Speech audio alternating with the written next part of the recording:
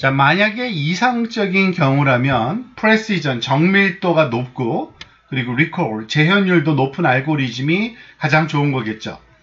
자, 정밀도가 높다는 거는 그 환자가 진단이 되었을 때 그 진단이 정확하다는 걸 의미합니다. 질환이 있는 걸로 진단되면 그거는 정확한 진단이었을 거라고 생각되는 게 정밀도가 높은 거고요. 재현율이 높다는 거는 환자가 희귀질환을 앓고 있는지를 정확하게 식별하는 겁니다. 즉 질병이 있는지 없는지의 식별의 정확도가 높다는 거죠. 그런데 실제로 이 정밀도와 재현율 사이에는 말했듯이 상충 관계가 있는 경우가 많습니다. 그래서 이번 영상에서는 그 절충점을 따라서 좋은 점을 선택할 수 있는 방법론에 대해서 한번 논해 보겠습니다. 자, 정밀도와 재현율, 프레시전과 리콜에 대한 그런 정의를 다시 한번 살펴보도록 하겠습니다. 프레시전 같은 경우에는 그 total predicted positive 분의 true positive, 즉 우리가 예측한 포지티브들 중에 참 true positive의 비율을 얘기하고요. 리콜은 그 전체 환자, 그러니까 포지티브들, actual positive, 진짜 포지티브들 중에 우리가 예측한 진짜 포지티브, 말하자면은 그 비율을 우리가 리콜이라고 얘기를 했습니다. 그리고 만약에 우리가 그 예측하는데 이 로지스틱 리그레션, 그 로지스틱 회귀를 사용한다면 이 로지스틱 회귀에서 나온 그 값을 우리가 그 보고서 일정한 그 스레시홀드, 즉 그 임계값을 설정해 놓고 그 임계값 이상이 되면은 1 또는 임계값 이하가 되면 0으로 판단하겠죠. 그래서 가장 많이 하는 것은 그 중간값이겠죠. 0과 1 사이의 중간값 0.5를 기준으로 0.5보다 크면은 포지티브라고 판단하고 0.5보다 작으면은 우리가 네거티브 0으로 판단하는 경우가 가장 일반적입니다. 자, 하지만 이런 경우를 한번 가정해 볼 수 있습니다. 그 병이 굉장히 희귀한 병이고 굉장히 확신이 섰을 때만 그 진단을, 그 병이 있다라고 진단하고 싶은 경우죠.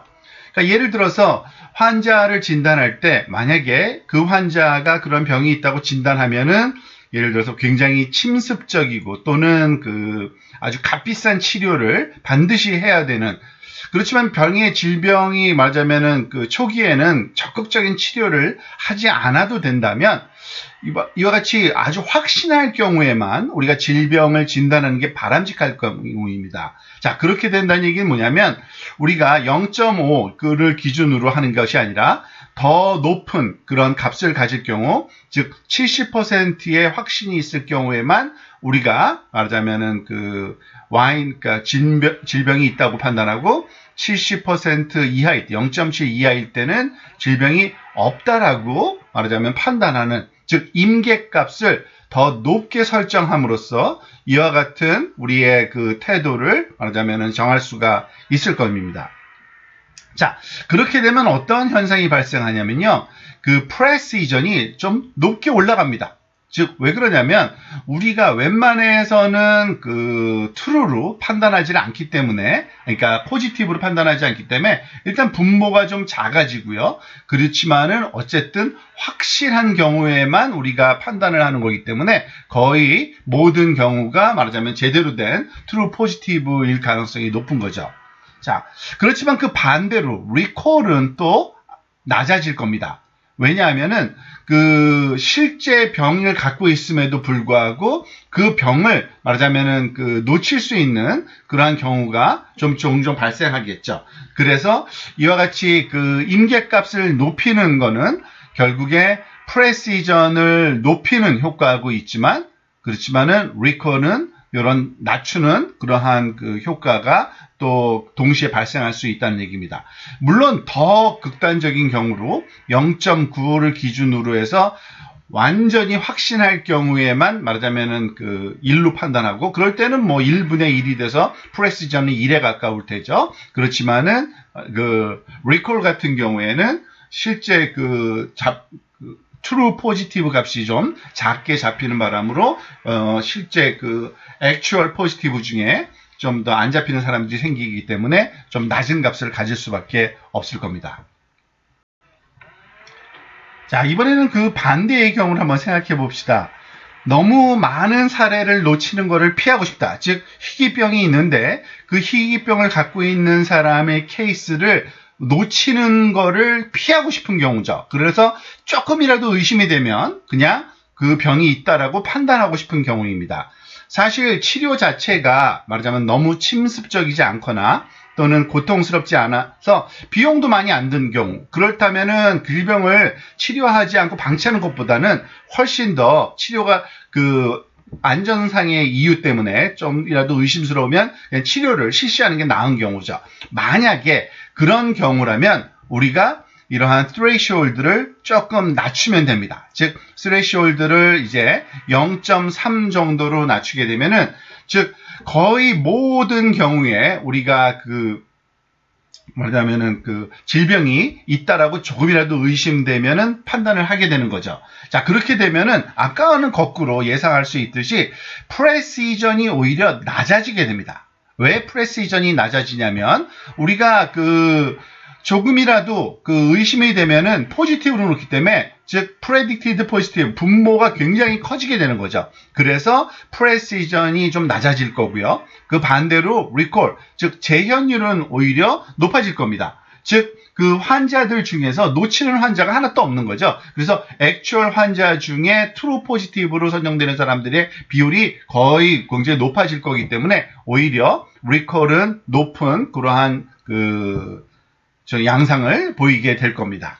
즉, 조금이라도 의심이 되는 환자는 말하자면은 병이 있다라고 판단하는 그러한 기준이 이 임계치를 낮춤으로써 우리가 얻어진다고 볼 수 있습니다. 자, 보다 일반적으로 그리고 좀 더 단순하게 우리가 표현을 해보면 그냥 스레시홀드 값 하나만으로 우리가 그것보다 말하자면 예측된 그러한 값이 스레시홀드 값 하나보다 크면은 무조건 1로 프레딕트하는 그러한 방법론을 생각할 수 있고요. 이런 인계값 하나가 결국에는 정밀도하고 프레시전하고 리콜의 말하자면 밸런스를 서로 상충 관계에 있는 이 두 개의 값의 어떤 절충안을 찾을 수 있게 해준다고 보시면 됩니다. 즉, 프레시전도 0과 1 사이의 값이고요. 리콜도 0과 1 사이의 값입니다. 그래서 만약에 매우 높은 스레시홀드 값 0.99를 한번 예를 들어 볼까요? 그러면은 이와 같은 높은 스레시홀드 값을 가지면은 프레시전은 가장 높은 값을 갖겠죠. 그래서 거의 1에 가까운 굉장히 높은 프레시전 값을 갖지만 리콜 값은 굉장히 상대적으로 낮은 값을 가질 수밖에 없고요. 그것의 반대적인 경우에 스레시홀드를 아주 낮은 값 0.01 정도로 우리가 결정을 했다 그러면은 그때 리콜은 당연히 1에 가까운 값을 가지고 높은 리콜, 하지만 프레시전은 굉장히 낮은 값을 갖게 됩니다. 그리고 그 사이에 다른 스레시홀드 값을 택하면은 이와 같이 스레시홀드 0.99로부터 스레시홀드 0.01 사이를 변화하는 어딘가에 위치하는 그러한 값을 말하자면 우리가 얻게 되고요. 우리가 원하는 것은 리콜도 좋고, 예를 들어서 리콜도 좋고 그리고 프레시전도 좋은 그러한 임계값을 찾고 싶은 게 우리의 목적입니다. 하지만 이 방법을 교차 검증 자료에 가지고서 찾아낼 수는 없습니다. 보통 대부분이 이러한 스레시홀딩 값의 결정은 그냥 사용자가 임의로 결정하는 수밖에 없습니다. 그리고 수동으로 결정된 값에 말하자면 리콜과 프레시전 값을 보면서 그 결정이 잘 된 건지 잘못된 건지를 판단할 수밖에 없다고 보시면 됩니다. 자, 따라서 서로 다른 의미를 갖는 프레시전과 리콜 측정 지표를 우리가 비교하는 어떤 방법론이 필요하게 되는데요.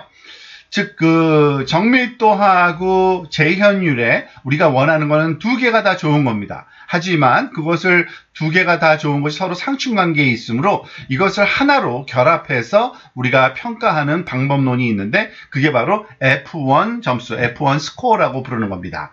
자, 즉 우리가 그 알고리즘이 예를 들어서 세 가지 경우가 있다고 봅시다. 알고리즘 1, 알고리즘 2, 알고리즘 3가 각각 이와 같은 프레시전과 리콜을 갖고 있다고 봅시다. 즉 0.5 알고리즘 1은 그 프레시전, 알고리즘 1의 그 리콜은 0.4, 그리고 알고리즘 2는 그 0.7 프레시전과 0.1의 리콜, 그리고 알고리즘 3는 0.02, 1.0을 각각 갖고 있다고 봅시다. 자, 보면은 이 알고리즘 2가 같은 경우에는 이 정밀도가 가장 높고요. 셋 중에서. 그리고 알고리즘 3는 재현율이 거의 1, 완벽한 재현율을 갖고 있는 아주 좋은 그 경우죠. 그렇지만은 이 그 알고리즘 1은 뭐 프레시전도 어느 정도는 적당하고 그 리콜도 어느 정도는 적당한데 이것을 그 평가할 수 있는 어떤 방법론이 좀 필요한 겁니다. 그래서 우리가 생각할 수 있는 방법은요.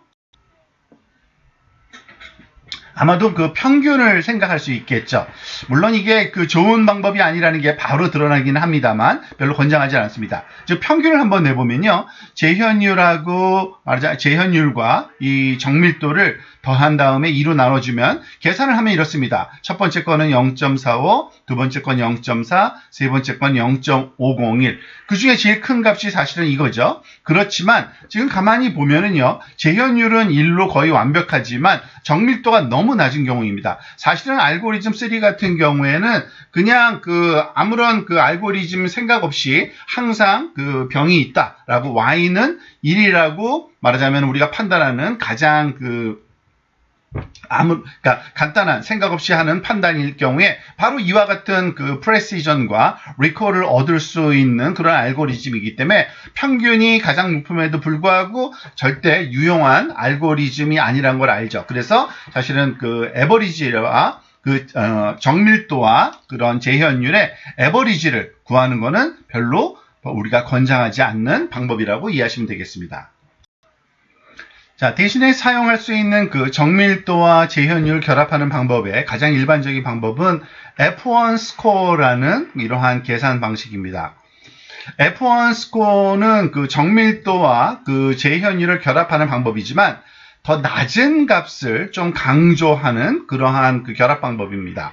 왜냐하면 우리가 그 앞에서 살펴본 것처럼 그 프레시전과 리콜을 살펴볼 때 특별하게 낮은 값, 리콜이 낮거나 프레시전이 낮으면 그것이 별로 이렇게 유용하지 않다는 것을 알고 있기 때문에 이 F1 스코어는 그 두 가지 값 중에 더 낮은 것에 조금 관심을 기울이는 그러한 평균 계산 방법입니다. 그래서 그 공식을 보면 이렇습니다. F1 스코어는 즉 그 P와 R을 그 평균 내는 게 아니라 1/P, 즉 P의 역수와 1/R, R의 역수를 평균 내주는 더해서 2분의 1로 나눠주고 그거를 역수를 취하는 겁니다. 그렇게 되면은 그러니까 P나 R은 0과 1 사이의 값이고 이게 더 작은 값일수록 이 그 역수는 더 말하자면 강조가 되기 때문에 우리가 이 값을 더 평균을 내기는 내되 좀 작은 값을 강조해 가면서 평균을 냈다라고 이해하시면 되고요. 이것을 조금 그 간소화시키면 이런 식으로 그 결국에는 모양이 나옵니다. 2 곱하기 P 곱하기 R 나누기 P 더하기 R.